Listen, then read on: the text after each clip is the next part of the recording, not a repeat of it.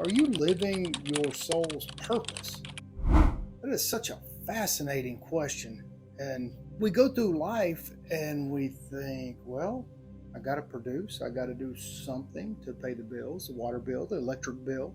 Is that the full measure of my life? To go to school, spend the majority of my time learning something that I may or may not be interested in. Most people are not. So you go through this measure of time and you sacrifice your life to obtain this certificate, this degree, this thing that allows you to produce so you can take care of a wife or co-take care of a wife and your presumed children, or to live single and travel the world if you are lucky enough to have that kind of job. Is that our soul's purpose? We've created in the West a societal construct that is the way life should be. And I am wrestling with that personally, so I'd really like your comments on this, because I have been in the business world the majority of my life and have made great sacrifices to magnificent things, and some have fallen on my face and some have done fantastically well.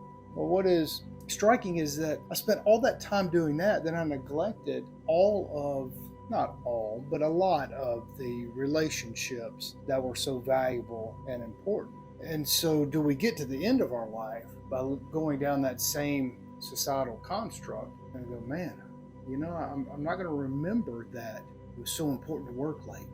I'm so glad I work late, whenever you could have been spending time in philosophical or loving or joking conversations with the people that you love and care about.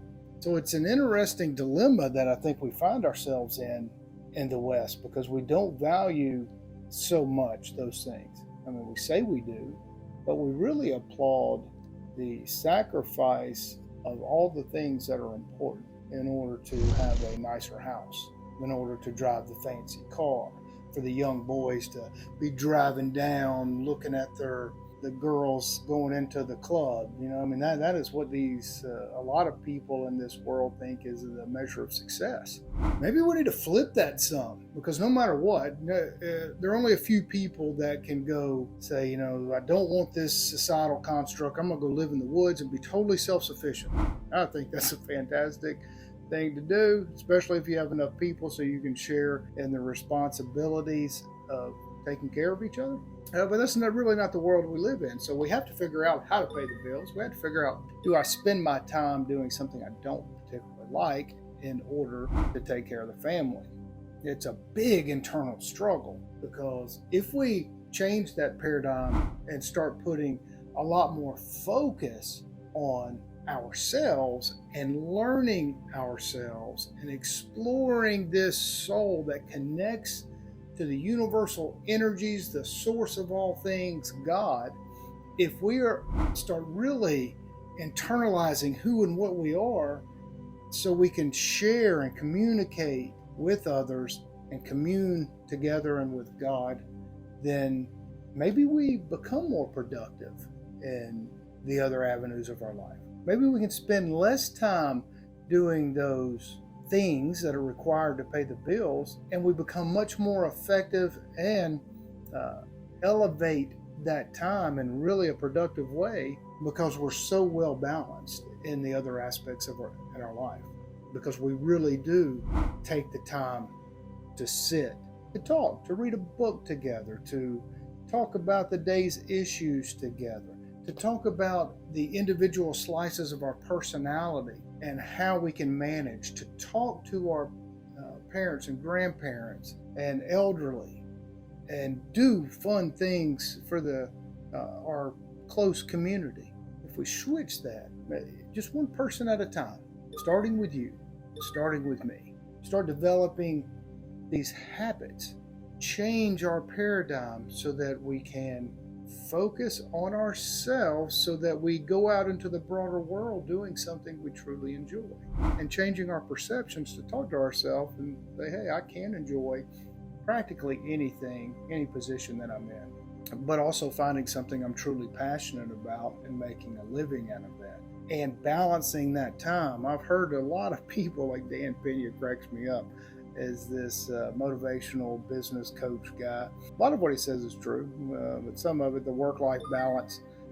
If you want to be a total, I think, insane person, spending 100% of your waking hour doing nothing but business-related stuff, well, that's fine if you don't want to have a deeper, meaningful life. If the only thing that is important to you is after working your ass off, you come home to your castle and you sleep in it a few hours and you go back to the office.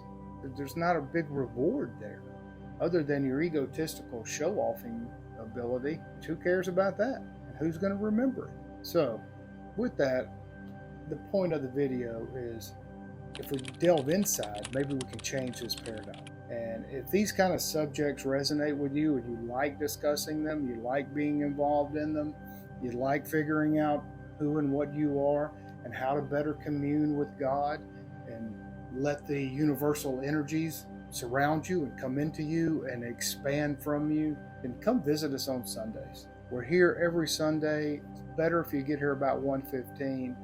We have a fantastic presentation or an interview or something really awesome with our group here. And then we are starting this, we've been doing it, but we haven't done it in a formalized way. And it's still not formal so much as that we're starting a prayer request. It should be on our website in the next few days.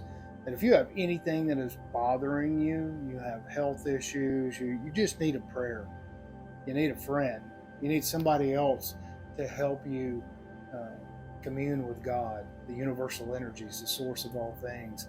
Call us, or it's better that you go onto our website and just your name, email address, and your prayer request. And every Sunday after our service, a group of us get together and we just meditate and pray for those people that need it.